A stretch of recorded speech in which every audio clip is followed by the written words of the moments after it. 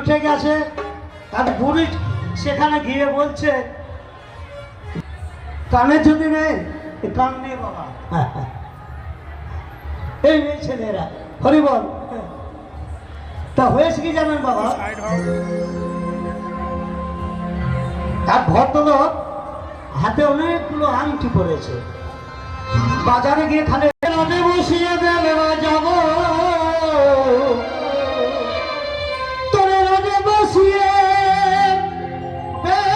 বাজাবো এইখানে কোলে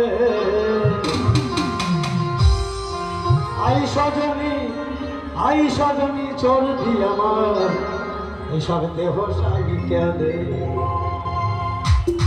আজকাল কি সব গাড়ি উঠেছে বাবা।